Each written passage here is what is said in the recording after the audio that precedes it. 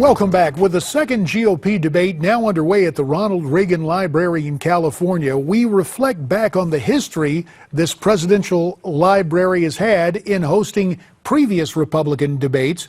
Now, the Gipper's library has been the setting for a few other debates, including the first GOP gathering in 2007 and the first debate back in 2011.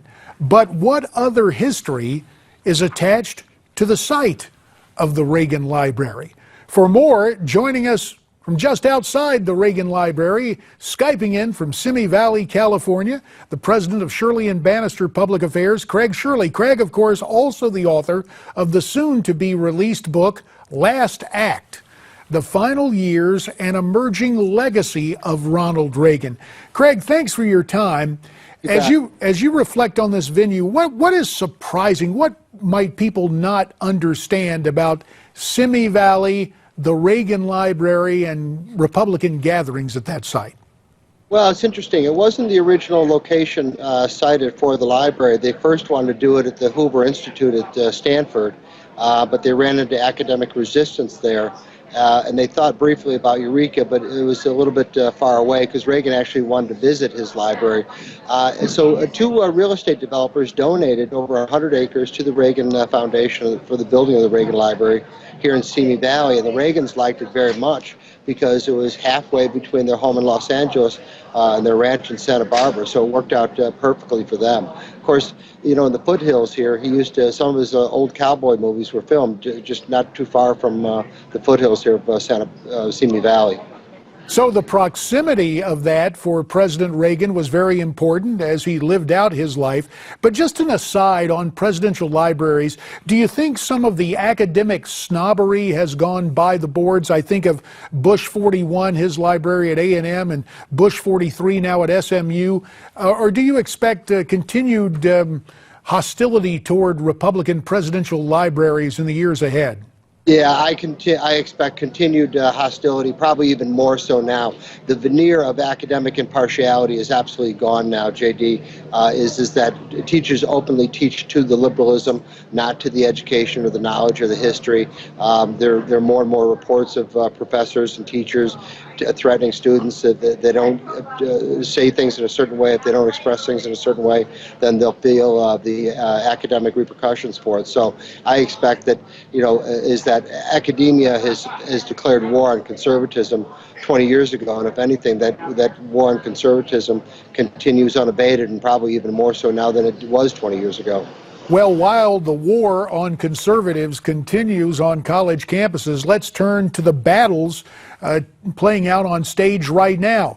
Not so much the strategy of the individual candidates, but if you could put an estimate on the number of times tonight we're hearing Ronald Reagan's name, will that be the first, middle, and last utterance of virtually every sentence? My guess is you'll hear Reagan's name more often than you'll hear Richard Nixon's or George Bush's name, that's for sure. Is that this is the Reagan Library. He's probably surpassed Abraham Lincoln as the most popular Republican president. He's certainly one of the four most popular presidents to the American people, alongside of Washington, FDR, and Abraham Lincoln. So his, you know, the elites say one thing about Ronald Reagan, but the American people issued a different verdict, and they consider him to be an astonishing success, and I think the record speaks for itself. So it seems appropriate that they do have Republican presidential debates, because more or less we're all Reagan Republicans now.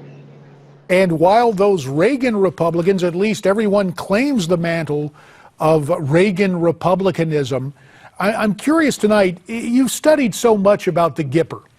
If he were to offer advice in the here and now, what do you think he would say to those 11 candidates on the stage right now?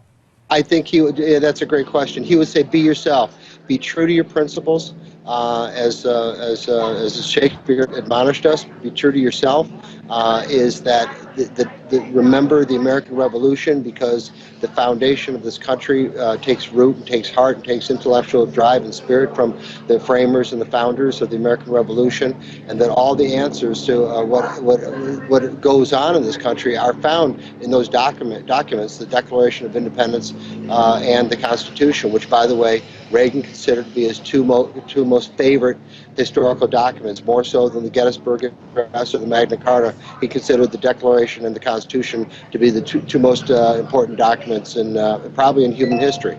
And that viewpoint continues to resonate today with the Tea Party movement and other conservative activists. Just one note, I know Pat Brown in that 1966 gubernatorial campaign tried to deride Ronald Reagan as an actor.